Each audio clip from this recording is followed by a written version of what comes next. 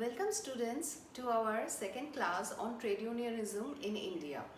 In our first class, we had dealt with the relationship between trade unionism and Indian politics, and I discussed various dimensions, basically the concept of political unionism in India. So basically you, through that class, you tried to, or you must have been in a position to understand the relationship between politics, unions and the government. Okay, and one thing we need to keep in mind that the role of the government is very important, and that is the reason we are studying this topic in political science, because the government is the ultimate arbitrator in solving the disputes between the industrialists and the industrialists, management and the working class or the trade unions.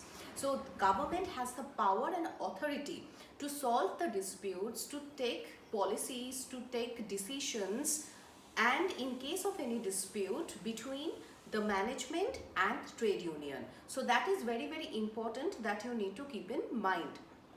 So now in the second class, what I'm trying to do is basically to discuss the impact of globalization on trade unionism. If you can remember my first class, I told you that the impact of globalization is very important for these three groups: trade unions, peasants and the industrialist groups, okay, or business groups. So today we are going to discuss the impact of globalization, the impact of market economy on trade unionism, and this is something which is very visible in the Indian context. If you have gone through the references which I have posted in both Google Classroom and in LMS, you can understand that the role of market economy and how it impacts today's trade unionism.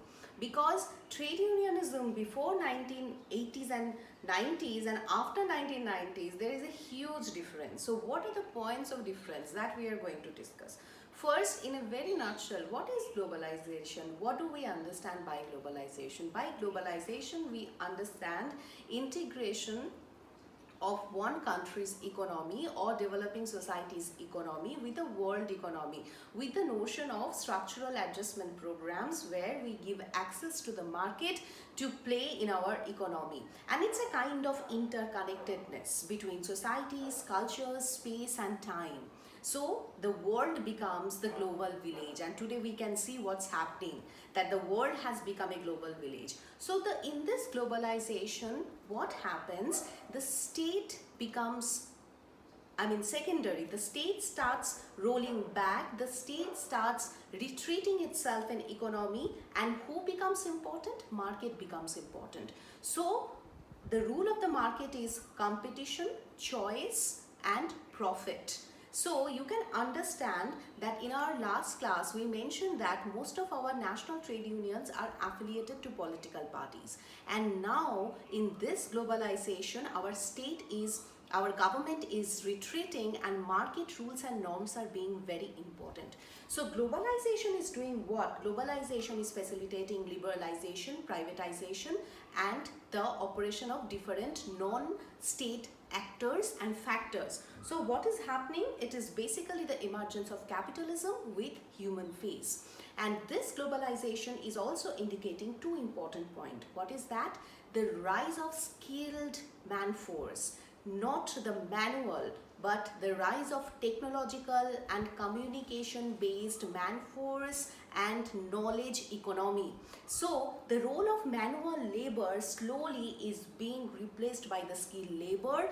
Technology is actually replacing the manual labor. That's the reason we are seeing that all our these factories are getting closed, because manual labor is actually being replaced by the skilled technological computer based labor. Another important dimension is the rise of the service sector. Another important dimension of globalization of the market economy is the distinction between white collar versus blue collar job. So the rise in jobs which require more knowledge, expertise, skill and education rather than my manual labor. So these are the changes basically which impacting the nature of trade unionism. Now in this era of IT, service and skilled labor and e-commerce, today you can see that how e-commerce is rising. So everything is on net. We hardly depend on manual labor of others. So in this changing world, what is the future of trade unionism? It is also giving rise to the informal labor, those wage laborers or working in factories, informal sector, which never comes under the formal sector. So formal sector means not under government, not under trade union. So those workers' rights are not at all secured. Nobody knows about their wage, they are exploited. So that's the reason continuous labor commissions have tried to deal with the issue of informal labor in our market economy. So these are the few dimensions of our market economy that we need to keep in mind.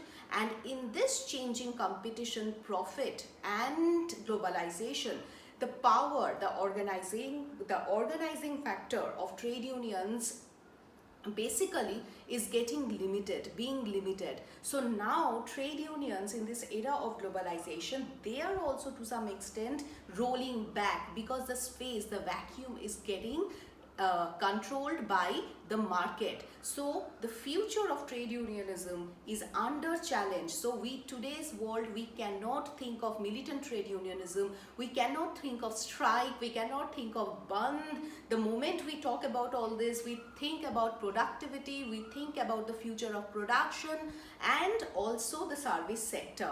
So these are the challenges which trade unions are supposed to encounter in this era of globalization. So while you are preparing your notes on political unionism or the relationship between trade unions and politics or Indian government, you have to mention the reason what is political unionism, the notion of policy linkage and interlocking relationship with examples, then just mention the role of the government as a problem solver, or the role of the government in conflicts between working class and the management, and then also mention the role of globalization in impacting the nature of trade unionism in India. So this is the second class on trade unionism, and please go through these video lectures and the notes and do accordingly. Till then, keep studying, stay safe. Thank you.